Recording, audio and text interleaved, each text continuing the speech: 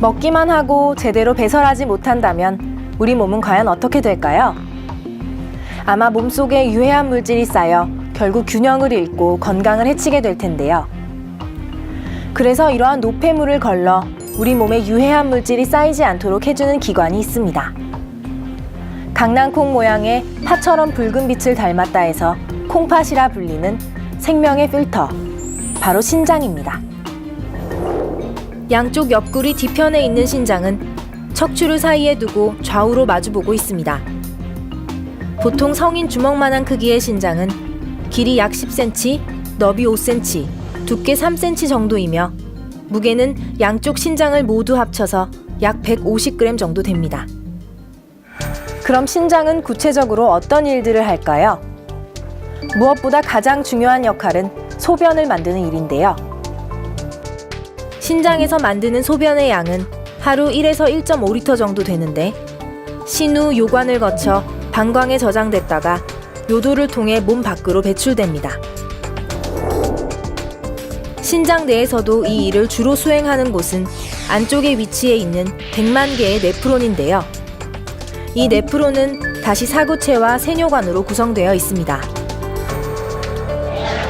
사구체는 작은 모세혈관이 실타래처럼 엉켜있는 구조로 노폐물을 거르는 체와 같은 역할을 하며 여과 작업을 담당합니다.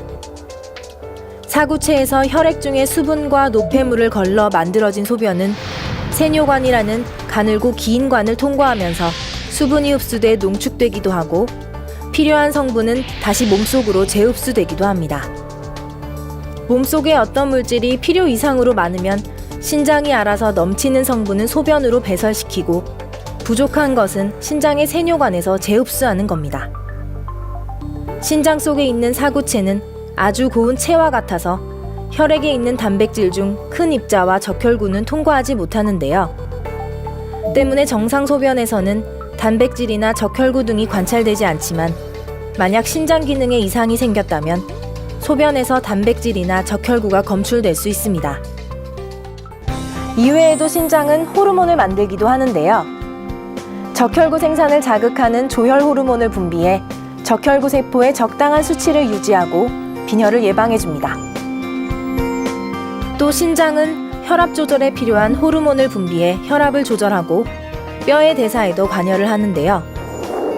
뼈를 튼튼하게 유지하는 비타민 D를 활성화시켜 우리 몸에 칼슘 성분이 잘 전달될 수 있도록 돕습니다. 이처럼 신장은 우리 몸의 균형을 아주 세밀하게 조율하는 일을 맡고 있기 때문에 신장에 문제가 생기면 몸 안에 독소가 쌓이고 몸의 균형이 깨지게 됩니다. 그래서 신장에 이상이 생기면 식욕이 줄고 쉽게 피로감을 느끼는 겁니다. 보통 눈과 얼굴 등 몸이 붓는다든지 소변량에 변화가 생기거나 밤에 소변 보는 일이 잦아지고 전해질 불균형과 함께 빈혈 증상이 생길 수 있으며 혈압이 높아지고 소변에서 혈액이나 거품 등이 관찰되곤 합니다. 신장 기능의 이상 정도에 따라 이러한 증세들이 다르지만 때론 증상이 전혀 없어도 신장에 문제가 생긴 경우가 많습니다. 그러므로 이상 증세가 나타날 경우에는 신속히 의사의 진단을 받아보는 것이 좋겠습니다.